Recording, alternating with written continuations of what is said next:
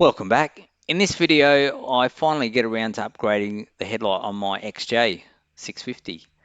Now, this is the original one. I know there's been several people comment about the size of it. It is a great headlight. As you can see, it puts out so much light. I've never had a vehicle with this much light coming from any headlights, car or motorbike. So it's not because of how it works. It just looks like a train light, I think so. I pull it apart. I've got all my electrics in there. I've got to try to fit into another little electrical box. And on this original one, it's basically new. And also put in a double USB, and that unit there's even got a voltage readout on it. So as you can see there, it's great condition. If you're interested, you're looking for one of those, it is for sale. So just let me know, and we'll see what we can work out. Now this is the light I'm going to replace it with. It's a KOSO Thunderbolt. It's very well built. It's very solid.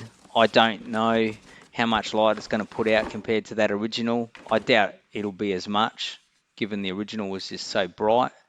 But I think it suits the bike. I really like its style. Now this bracket I've modified already to fit onto this front end, which is not standard.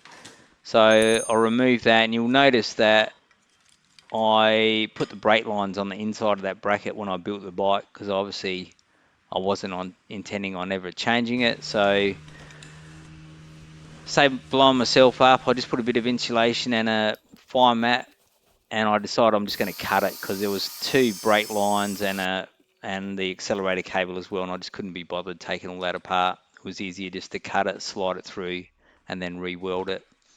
So you can see the difference in the size. That light is probably a third of the size.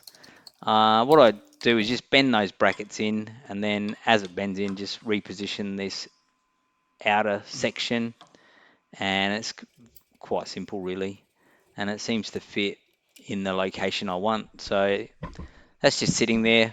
I think it looks pretty neat.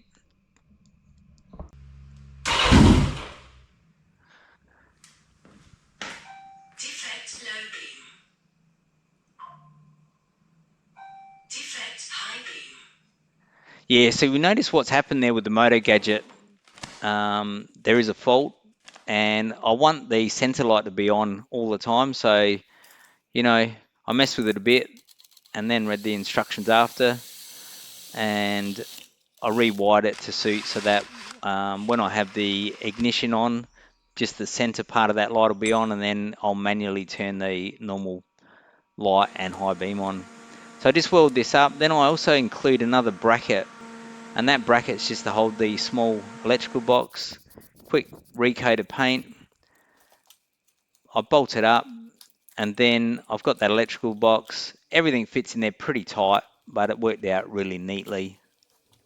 All I'm going to do now is put that on, tidy this wiring up a bit, and then Bob's your brother-in-law. So that's the light on. Well, I'm very happy with that.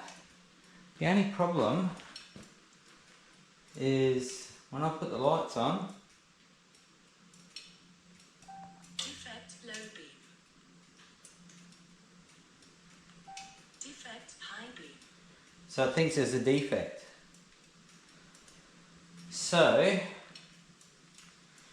what I'll do, I'll go to the app under settings, and you go calibrate, and then it should reset all the power usages. There we go, so it's doing the blinker,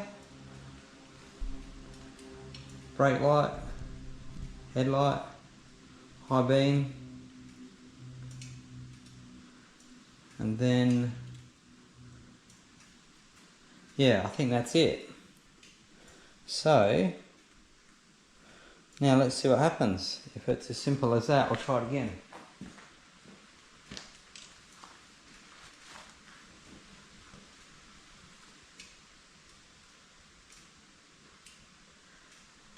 Beautiful.